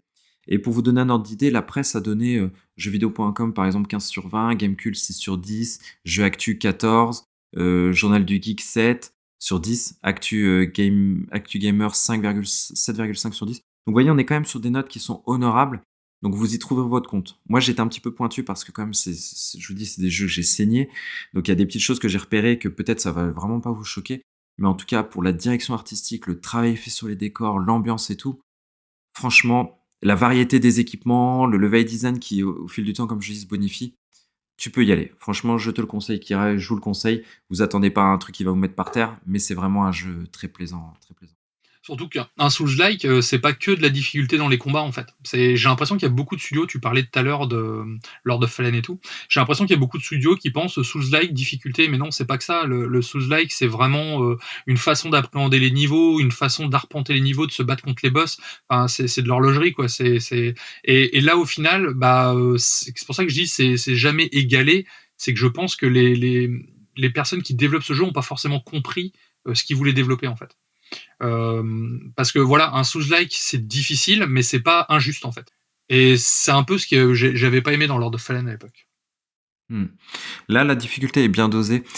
Certains ont peur de la difficulté d'ailleurs des Souls.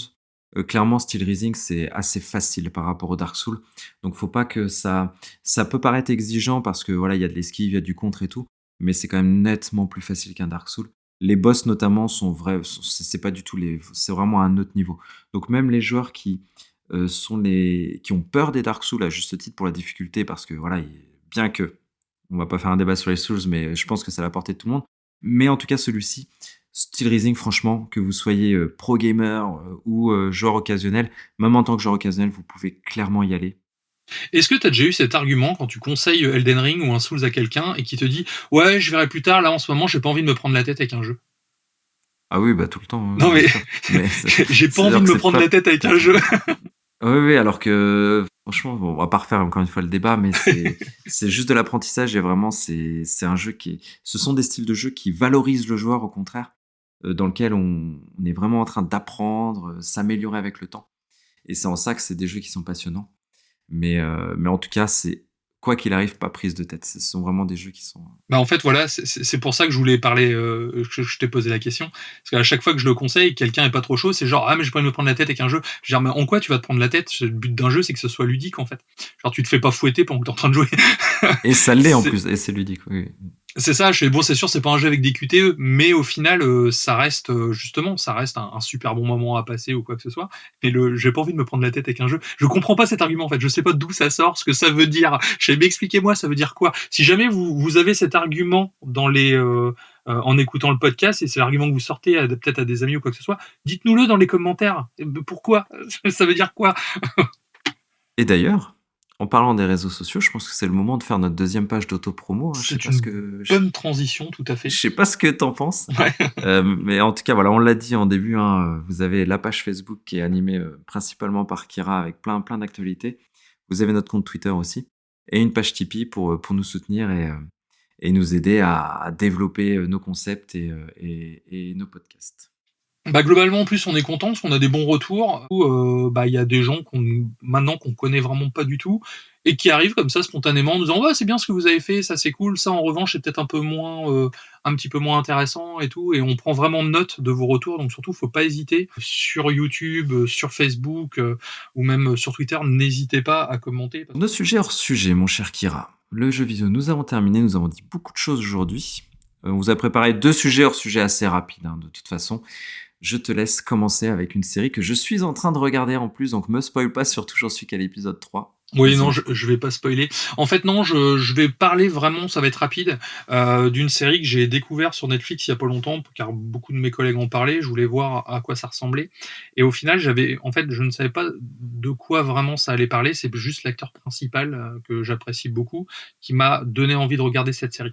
Donc, en fait, ça s'appelle Monster, The Jeffrey Dahmer Story, en fait, qui est l'histoire du cannibale du Milwaukee. En fait, c'est un tueur en série qui a sévi dans les années 90, enfin 80-90 même. Donc c'est sorti sur Netflix le 21 septembre 2022. C'est une série américaine de 10 épisodes de 60 minutes. Donc ça se regarde assez vite. Ça retrace l'histoire de Jeffrey Dahmer, donc qui était un tueur en série qui essentiellement s'en prenait aux gays en fait, c'est-à-dire dans une boîte gay. Son modus operandi, c'était il allait dans une boîte, il droguait une personne qui draguait donc un homosexuel dans cette boîte-là, et ensuite quand il le ramenait chez lui, bah forcément il le bouffait, il le butait. Enfin, c'était assez trash. Je vais pas je vais pas dire que c'est une bonne série ou que c'est une mauvaise série, que j'ai passé un bon moment à la regarder, mais que c'est surtout une série bien faite en fait, car c'est très malaisant sur beaucoup de points. C'est c'est très noir, c'est très glauque en fait. Et je voulais en parler parce qu'il y a beaucoup de personnes qui font un peu l'amalgame dans le sens où on me dit oui, mais je vais pas regarder ça parce que ça valorise un petit peu un tueur en série ou quoi que ce soit. Mais là, pas du tout, justement, parce que ce que j'aime beaucoup dans cette série, c'est même si certains épisodes sont centrés sur la psyché de Jeffrey Dahmer, d'autres épisodes, en fait, vont essentiellement se centrer sur les victimes et les familles des victimes, ainsi que les répercussions autour. Donc, ce Ah, soit c'est intéressant. voilà, la famille des victimes, mais également la famille de Jeffrey Dahmer, en fait. Et donc, dedans, le personnage principal, donc c'est Evan Peters, qui jouait Quicksilver dans la saga X-Men de la Fox. Vraiment, il est incroyable. Il paye une démo juste pas possible. C'est produit par Ryan Murphy, le créateur d'American Horror Story, American Crime Story, en fait. Et surtout, c'est très, très documenté. Après la série, j'ai été voir sur Internet des extraits de son procès, en fait. Et certaines scènes ont été refaites à l'identique, mot pour mot, en fait. Donc pour le coup, c'est passionnant. Après, c'est vraiment pour un public averti parce que c'est vraiment malaisant à de nombreux moments. Et encore une fois, l'épisode que j'ai préféré, c'est l'épisode 6. Je vais pas vous dire pourquoi, mais j'ai vu des choses dans une série télé en termes de relations humaines que je n'avais vu que très rarement dans des films ou des séries en fait. Donc je vous la conseille si vraiment ça vous tente ou quoi que ce soit. C'est au moins à voir pour l'ambiance, la culture, et puis voir ce qui s'est passé sur cet événement sordide de la vie des États-Unis, quoi. Ouais, c'est vrai que les séries de tueurs en série, c'est toujours un petit peu fascinant. Moi, j'ai fini l'épisode 2, j'en suis au 3 et franchement, j'adore aussi. C'est vraiment très, très bien. Alors moi, ma suggestion, vous allez dire encore, je sors à chaque fois donc c'est un manga papier, je sors à chaque fois des trucs un peu what the fuck, j'avoue. Je vous avais parlé de Die Dark qui était magnifique. Là, c'est Dan Dadan qui vient tout juste de sortir. Là, c'est sorti le 5 octobre. Je fais le pitch en 5 minutes. Il y a 2 volumes sortis. Et je vous fais le pitch.